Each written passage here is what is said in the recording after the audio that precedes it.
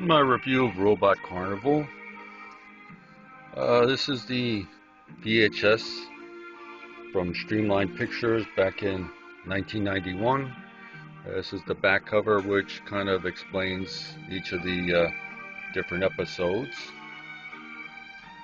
It's the new DVD that just came out from Eastern Star in 2015. There's the back. Doesn't quite have enough. I wish I'd put a booklet in there to tell you a little bit more about all the stories, but if you watch the movie, you'll get the idea. Let's take a look at it now. Basically, Robot Carnival is an anime. I believe it was done in 1987. 9 different animators, all doing different stories. One common denominator was each story was about robots. Beginning of it is the Robot Carnival itself, which, as this little sign tells you, the Robot Carnival is coming. And this little character here is going to find the sign, and he goes off to tell the village to watch out for the Robot Carnival. Unfortunately, it's a little too late. Watch the DVD, you'll see the rest of the story. It's a real good beginning. The next story is called Franken's Gears. Let me speed through this a little slow of a beginning.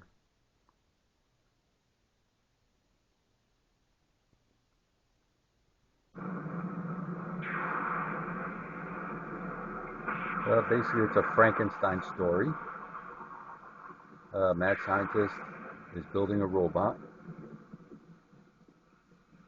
And so instead of a flesh and blood grave robber, he makes a machine apparently trying to take over the world. Franken's Gears. Animation's real good. Well, not my personal favorite, but still a good story. Next one.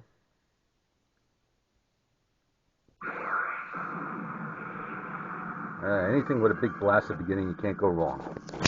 This one's Deprive. World with robots and humans again living together. Foreign invaders come in, kidnap a girl, and her robot comes out and saves her. A lot of action, good drawing, really great. Deprive. Let's go on to the next one. That's my personal preference. Presence. Detail is amazing in here. The drawings. And this is one of the few that actually has spoken language in it. Basically, it's about this scientist technician actually builds a robot to fill a missing part in his life, and it's surprised when a robot's a little more than a robot. Don't worry about that guy whose head is flying around. He's just a robot, and you know how little kids are. There he goes. His head going so high he'll never come down. Yep, there you go. This is the beginning of Presence. Like I said, this is one of my personal favorites. Music's great. The drawings are excellent. It's a good story. Kind of depressing. But then a lot of Japanese anime is if you blow up your whole world. That's Presence. Let's go on to the next one. Starlight Angel. Pretty good story. Basically, it takes place in an amusement park. Girl's boyfriend is cheating on her with her best friend, and the robot comes and saves her. And she finds out the robot that saves her is actually works there at the park. With attention to the story, she actually passes out on one of her rides. That's why the whole robot thing comes in. But great drawings and a fun story. And it's got robots, so you can't go wrong. Next one. Real slow opening. This one's called Cloud. You have to have a little patience with this one. It's very artsy, good music, good drawings. It's a little slow of a story. It's kind of like a Pinocchio story, except instead of being a puppet, it's a little robot that wants to be a real boy. Music's great.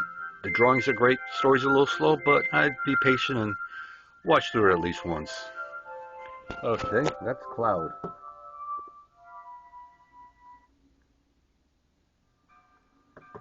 There we go. Not quite mechas, not quite steampunk, but Japan being invaded by a foreign invader, a robot made of brick running on batteries, and they defend it with a robot made of wood, and it burns wood and coal. Great battle scene, great drawings, a real fun one.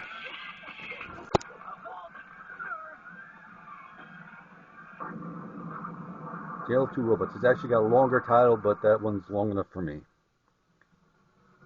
As the invading robot. I don't know if he's European or American. Oh, there's the whole title.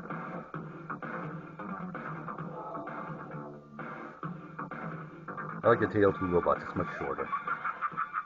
Okay, and the next, Nightmare, which actually became renamed Chicken Man and Redneck.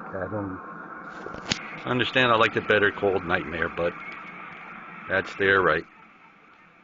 This is what happens in the night after everybody's gone home, when a demon robot comes out and starts turning inanimate objects, lights, machines, into demon robots. And that's the main character, Redneck.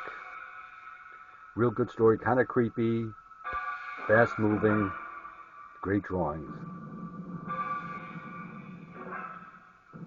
And the last is the Robot Carnival ending. This part is actually has a false ending. There's after the Japanese credits, there's still another scene, and then the American credits. So don't miss that last scene. It's pretty good.